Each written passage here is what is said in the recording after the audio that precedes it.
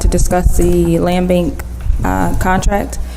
I have with me Counselor Thompson, Counselor Bay, and Counselor Rudd. And we have Caitlin from the land bank. So we'll go ahead and get started. And this is just to discuss the contract. And I know a few counselors had some questions and some concerns. So what I'll do is I'll let you speak first, and then we'll go through for questions.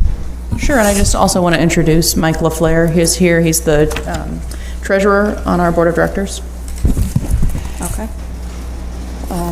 Our board voted on this contract at their, was it your August meeting? Yeah, so it has been approved by our board. At this point, if there were to be any additional revisions, we would need to go back to them and have them vote on it again, and they meet again in mid-October. Okay. So you said it went in August? Yeah, mid-August they voted on it. Okay. Go out. Can you describe this contract, how it compares, similar or different to whatever extent compared to previous contracts? Sure. Last year's contract was also for $750,000, and the funding breakdown is largely the same, that there would be $500,000 dedicated to blight remediation and $250,000 to be spent on activities related to property maintenance. So that could be lawn mowing, snow shoveling, debris removal, things of that nature. So that is largely the same, and then you should have a version. Good, they did bring the copies out. Yep. That shows track changes with any changes that were made. And the changes are largely in response to feedback that we heard from the Common Council when we made our annual report in March, and then in May when we were back for budget hearings. We did get a lot of recommendations from the council about things they'd like to see the land bank doing. And so Neighborhood and Business Development took a crack at working with the city's law department to revise last year's contract to incorporate a lot of those suggestions that came from the council. One of which includes increasing the number of properties that we have listed.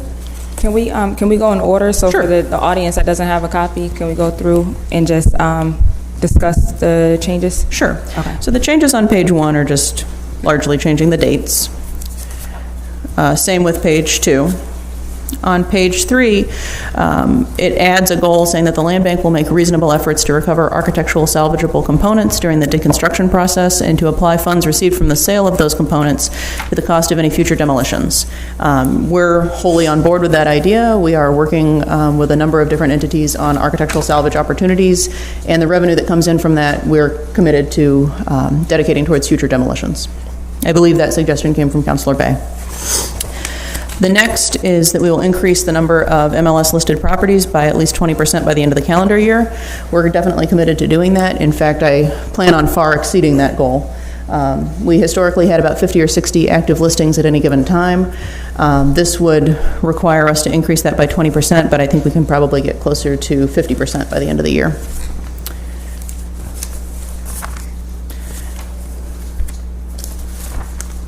Looking for additional changes here.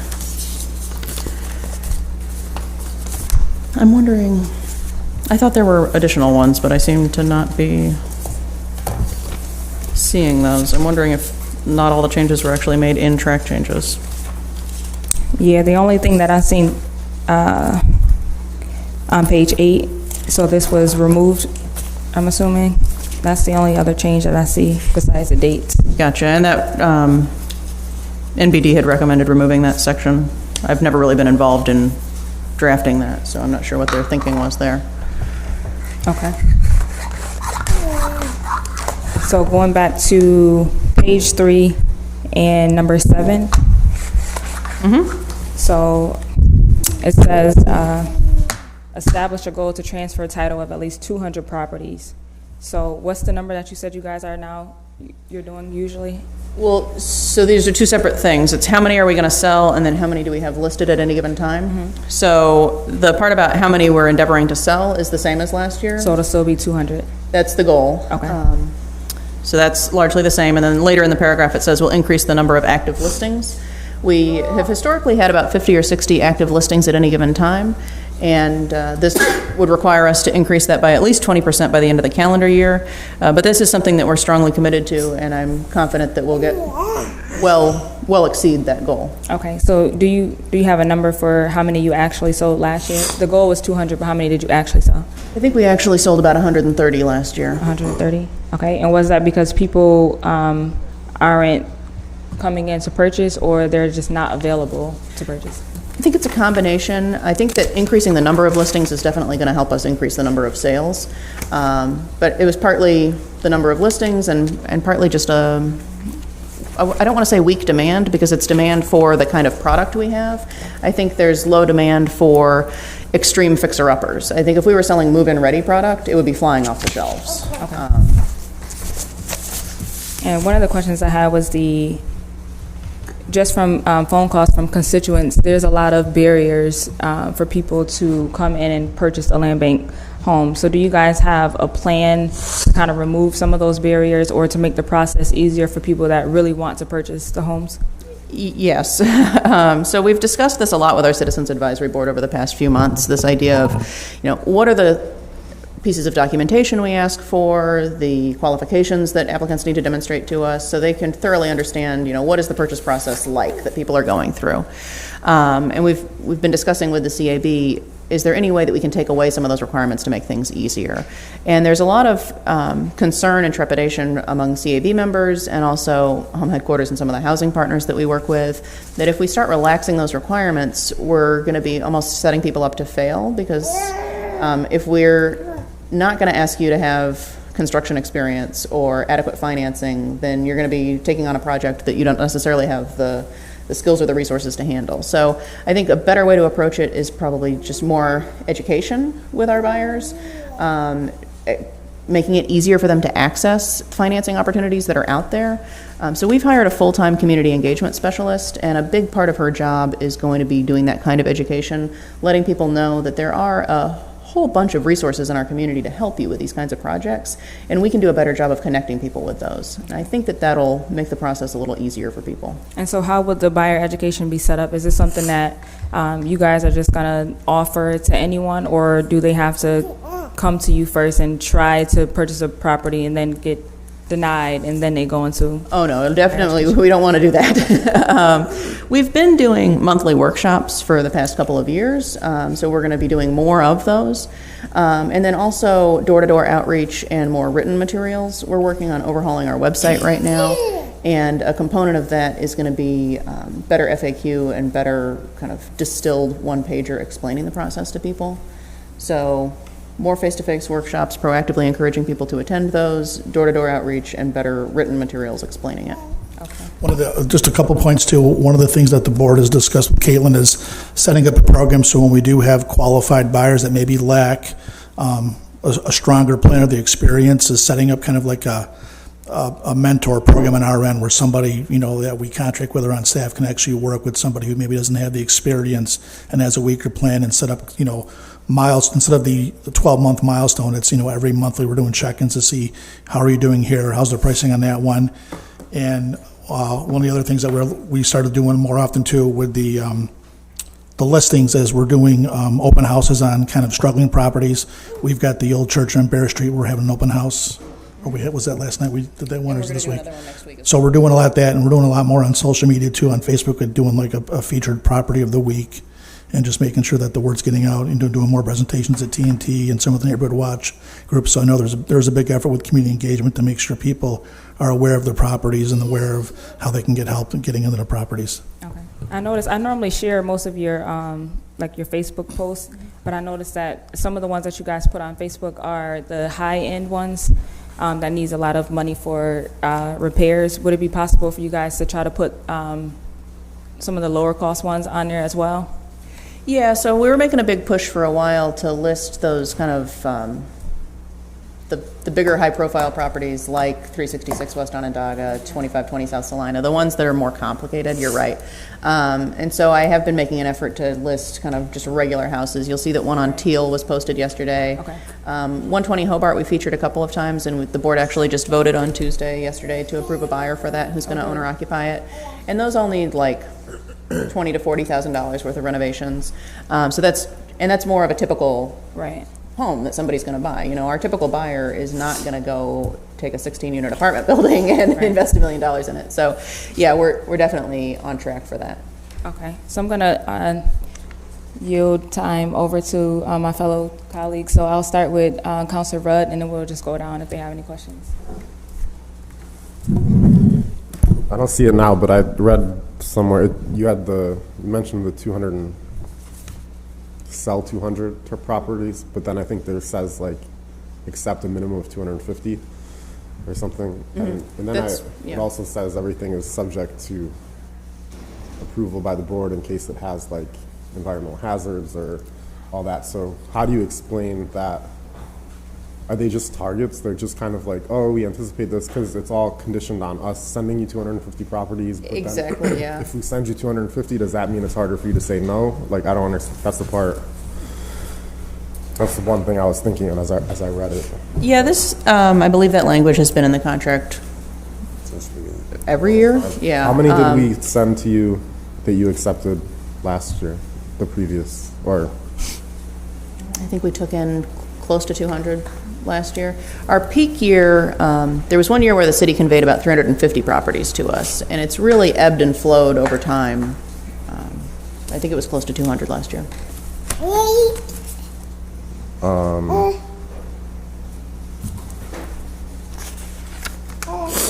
The part that number 7 where you put the stuff about the website and posting things, and you say place all properties in their inventory online as soon as practicable.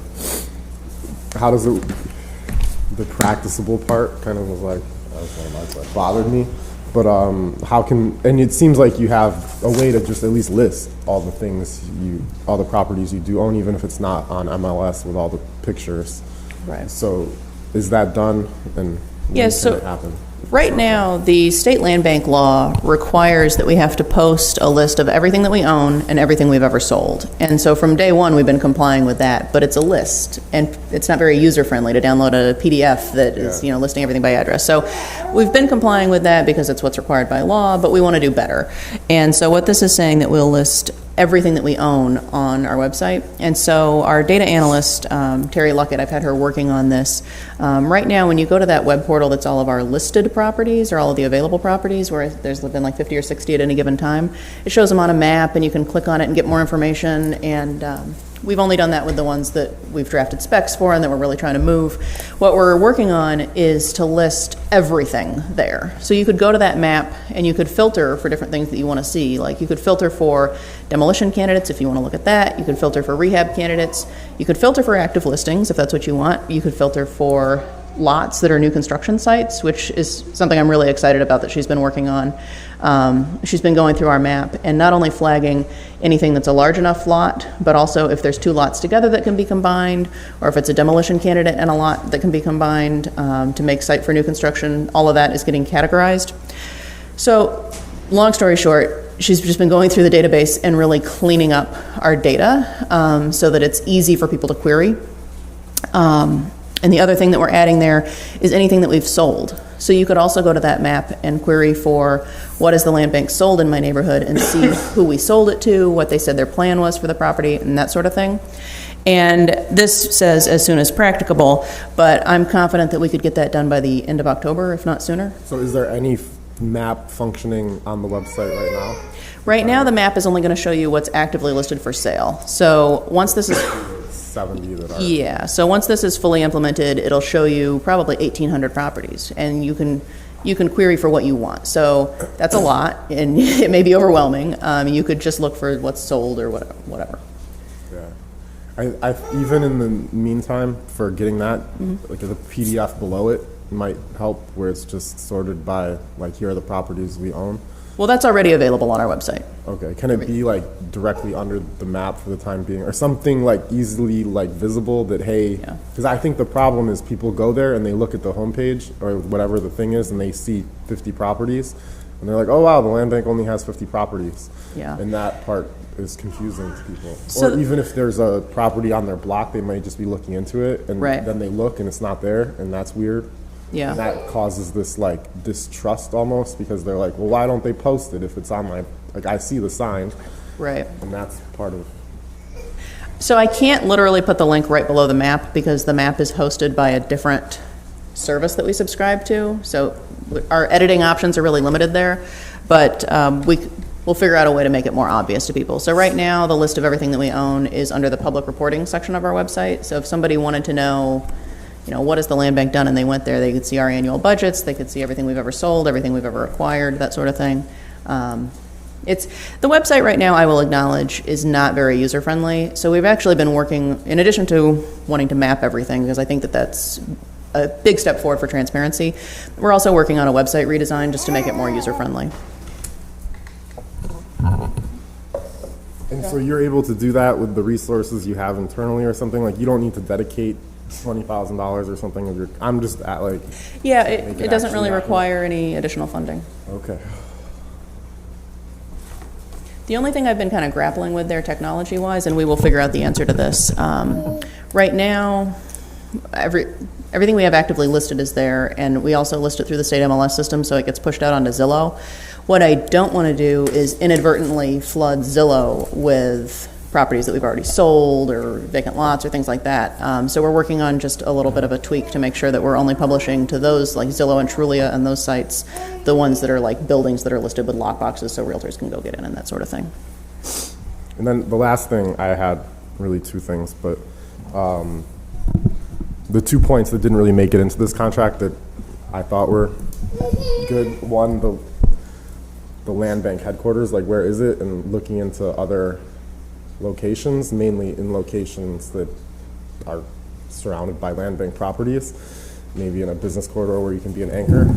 And then that combined with this like cluster idea, like you have clusters, how is there a way to market the clusters differently than we have, and how do we secure whatever resources we need to make that kind of thing happen? I imagine them actually working together, like you could have a cluster where you go put your headquarters and not be leasing from anyone else.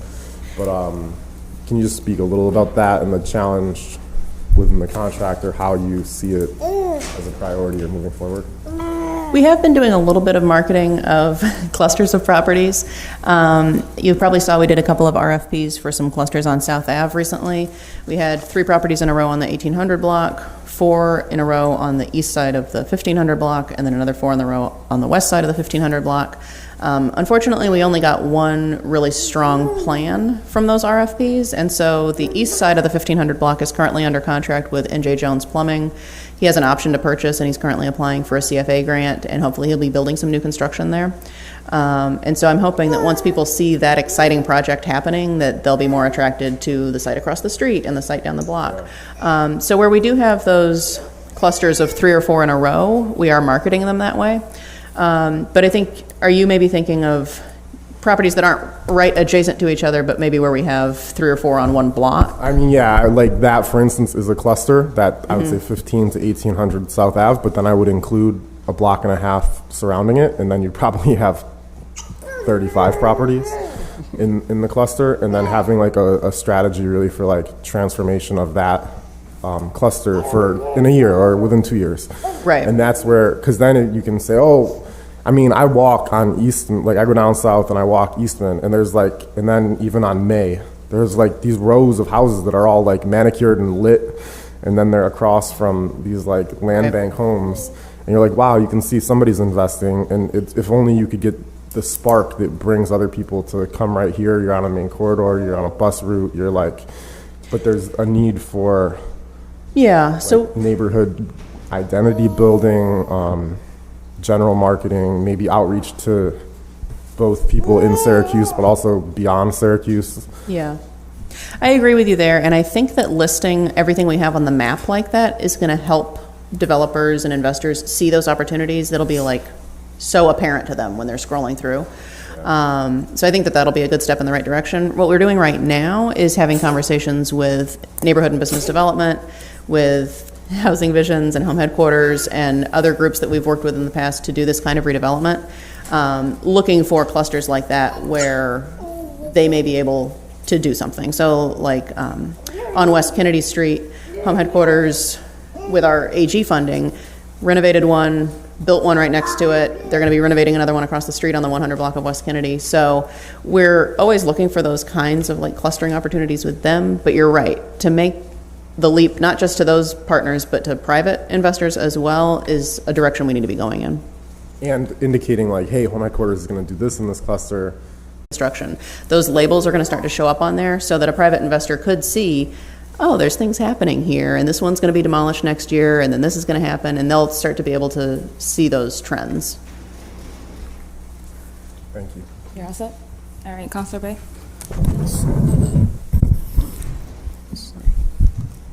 I had I guess a similar question to, in regards to what, under number 7, what determined a property practicable, how that determination was made. I kind of felt like I got part of the answer. I'm not sure why those exact words were chosen, but I know that we can get it mapped by the end of October. Okay. On the subject of, I was still in number 7. How is the, and this is just out of curiosity, 75 properties to qualify owner occupiers? How is that number, or why was that number determined, 75? I would have to defer to neighborhood and business development on that. Commissioner?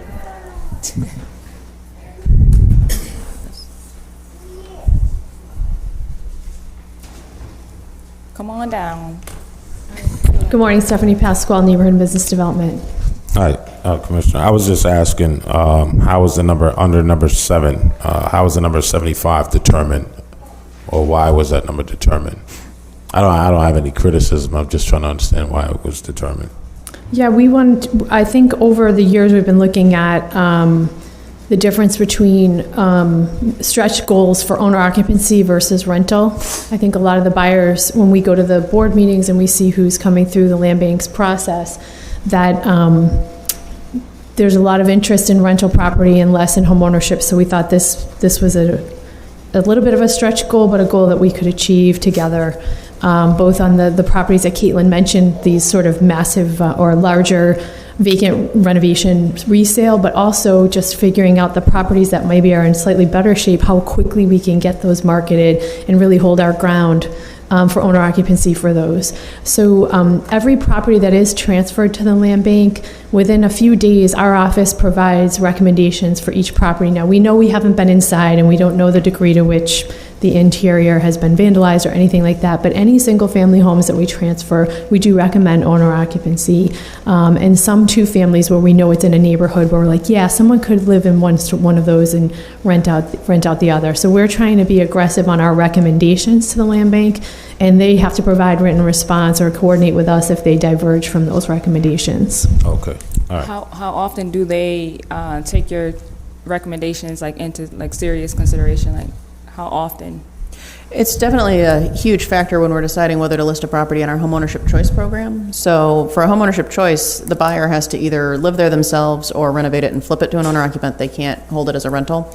And so if the city NBD has recommended that the property be owner occupied, we 99% of the time we'll list it in our homeownership choice program.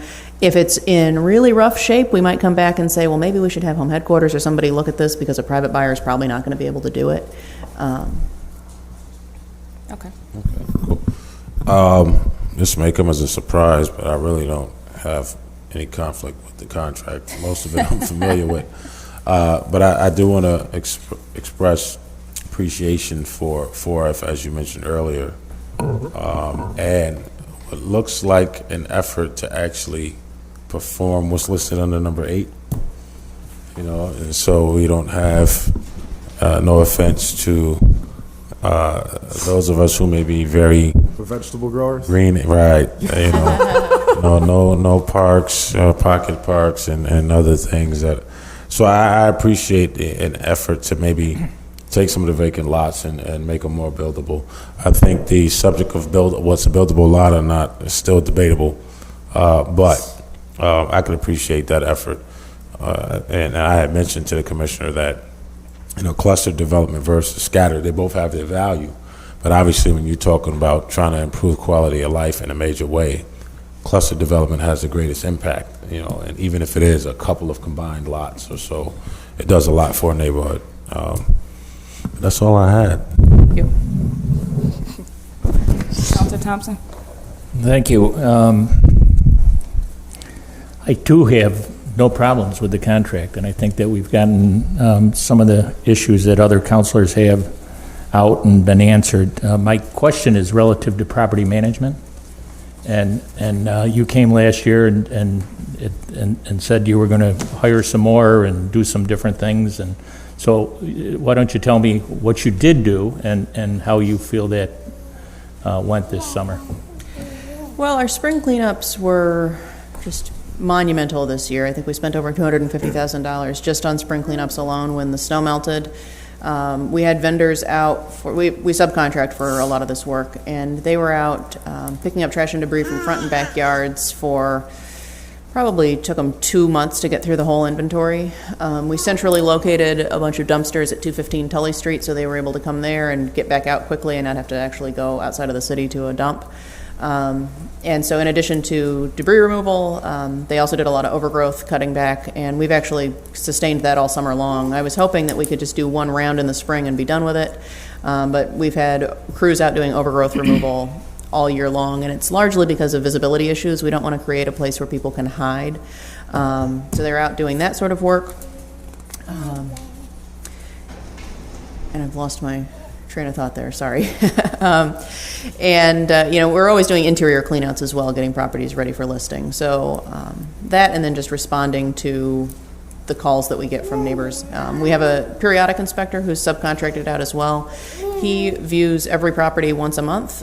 He takes front and back photos of each property and goes through a checklist on his phone of, does this need trash pickup? Does it need board up? And kind of alerts us to these issues. That information comes back to our office, and then our staff takes that and generates work orders for our other subs to follow him doing debris removal and board ups and whatever they need to do.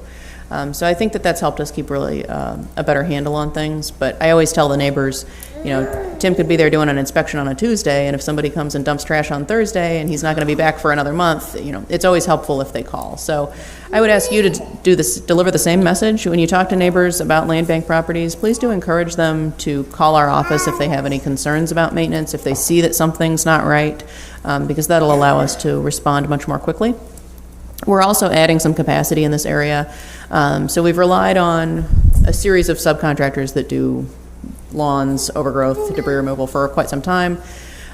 We've been doing this periodic inspection process for over a year now, and it seems to be working for us. But I'm finding that we've kind of reached a bottleneck ourselves. We have about 1,100 properties in our inventory right now, and really one dedicated staff person who oversees all of these operations. So we're in the process of hiring him a full-time assistant. I find that he spends a lot of time just sitting at a property waiting for National Grid because National Grid wants to get in and shut off the gas. Going out and seeing somebody called and said a tree fell. You got to go see if the tree actually fell and then call our tree guy and get a quote. Just a lot of time-consuming work running around to 1,100 properties. So we're getting him a full-time assistant as well so that they can be doubling up. Thank you. It sounds like a place that could use the innovation of a drone. We've had a lot of conversations over the years with drone companies about doing roof inspections and things like that. It's not a bad idea. We have one. Well, the fire department has one. I just moved last month, or actually the beginning of this month, and so I now live next door to a land bank house. I'm familiar with that house. Yeah, and so the issue that I'm having, the neighbors are using the land bank property. They park there, they hang out there, and then they're taking their dogs to use the bathroom in the lot. So I did call over to your office last week. You were on vacation, but I did call. But that's a huge issue because they're using it as just a waste yard. This is another problem that we have a lot. The neighbors will see this kind of bad behavior going on, and then they call our office, but they're afraid to say who's doing it because they don't want to create a situation. Well, I told who was doing it. Okay, good. So I always ask, if you could please tell us who is engaged in this behavior, then I can go knock on their door, or Dave can go knock on their door and say, would you please knock it off? Right. And if that doesn't work, then we have a very good relationship with the Syracuse Police Department, and they're also willing to go knock on the door and deliver the same message. And people usually respond better to the police than they do to me. So, but I'm glad you called. I'll make sure that we get that office was very helpful when I called the other day. Good.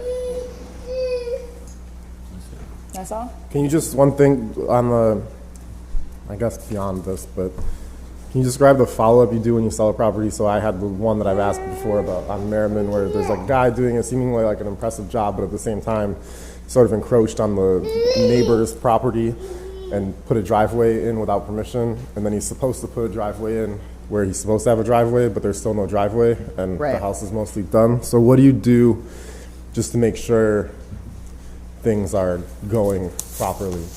So when we sell a property, 99% of the time we're selling a fixer-upper. So the buyer has promised to complete certain renovations. It may include details about the site plan as well, related to driveway or sidewalk or things like that. So we put a lien on the property when they take title, and they get 12 months to complete the scope of work. And the scope of work is attached to that mortgage document. So everybody agrees this is the checklist. Now, they get a 12-month window to do what they're supposed to do. So for 9.5 months, they could really be kind of messing around, not really doing what they're supposed to do, and we can't really hold them accountable. When they hit that 12-month mark, if they're not done, then they're in default on the mortgage, and now we have a lot more leverage over them. What Mike was talking about earlier is we're trying to make an effort to build more benchmarks into that process. So by month 3, you need to have done the roof. By month 6, you need to have done all the windows and siding, et cetera.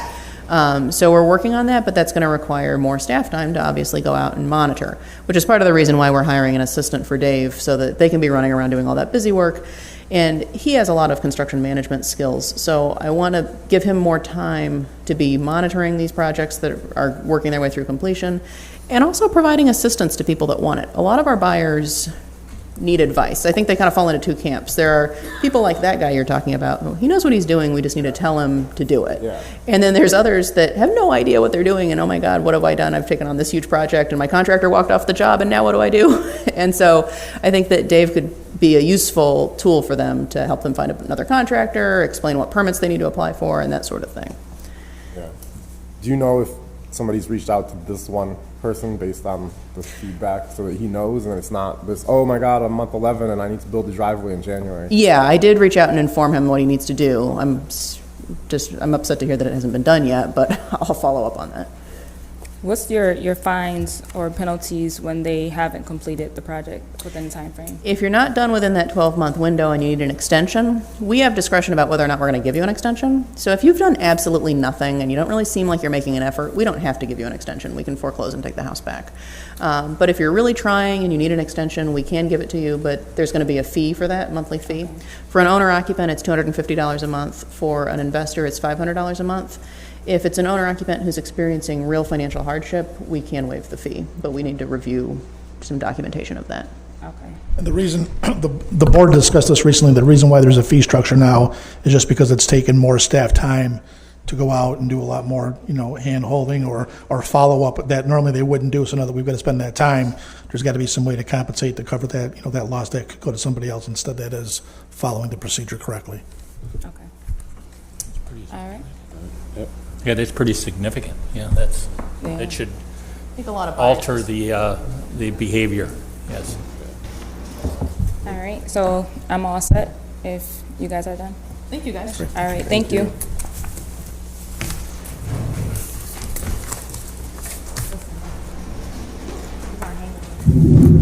Thanks, Mike. Yeah, I'm going away at noon.